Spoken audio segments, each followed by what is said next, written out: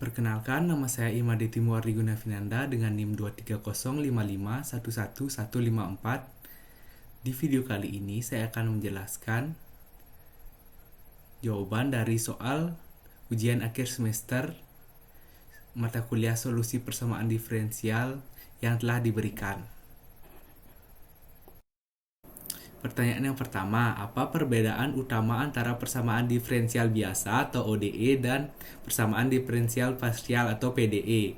Berikan masing-masing satu contoh aplikasi dari kedua jenis persamaan tersebut. ODE atau Ordinary Differential Equation adalah persamaan diferensial biasa yang melibatkan turunan terhadap satu variabel independen saja. Contoh aplikasi itu pada gerak harmonik sederhana, misalnya gerak pegas tanpa gesekan, dengan rumus d kuadrat x per dt kuadrat ditambah w kuadrat x sama dengan 0. Kemudian PDE atau Partial Differential Equation, persamaan diferensial parsial yang melibatkan turunan terhadap dua atau lebih variabel independen. Contoh aplikasi penerapannya yaitu persamaan panas atau heat equation untuk distribusi suhu dalam batang dengan rumus do U per do T alpha do kuadrat per do T kuadrat. Kemudian soal yang nomor 2 diberikan PDE do kuadrat U per do X kuadrat ditambah do kuadrat U per do Y kuadrat sama dengan 0.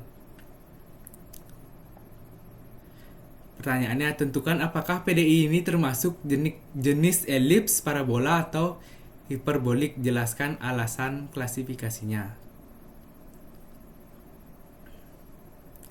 Persamaan tersebut adalah persamaan Laplace yang termasuk dalam kategori elips. Untuk menentukan jenis PDE linear order kedua, ditinjau dari nilai diskriminan. D sama dengan B kuadrat minus 4AC. Jika D kurang dari 0 sama dengan adalah elips. Jika D sama dengan 0 adalah parabola. Jika D lebih besar daripada 0 adalah hiperbolik.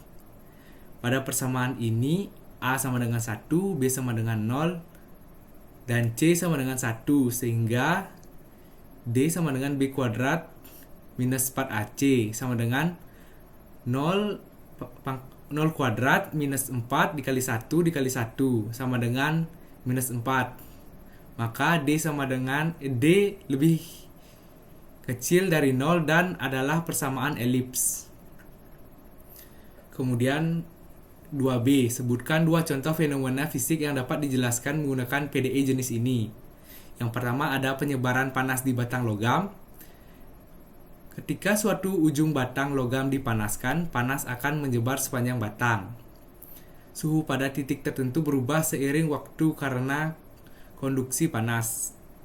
Yang kedua ada penyebaran zat dalam cairan atau gas. Dalam proses difusi, molekul zat seperti gas atau cairan menyebar dari daerah dengan konsentrasi tinggi ke daerah dengan konsentrasi rendah.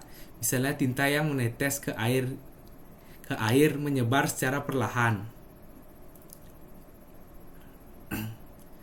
Kemudian pertanyaan yang ketiga, dalam penyelesaian PDE, metode analitik dan metode numerik sering digunakan. Jelaskan perbedaan keduanya dan berikan contoh kasus di mana metode numerik lebih cocok untuk digunakan dibandingkan metode analitik.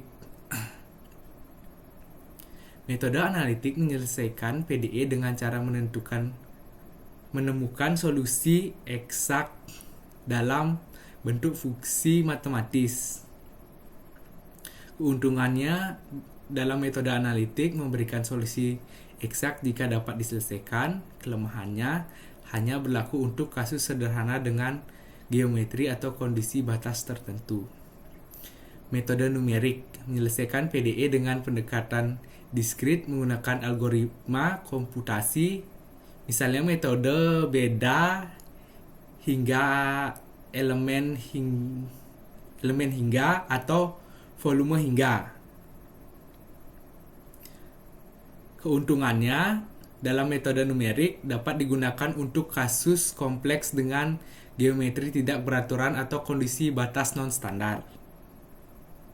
Kelemahannya, solusi berupa pendekatan yang bergantung pada keakuratan diskretisasi.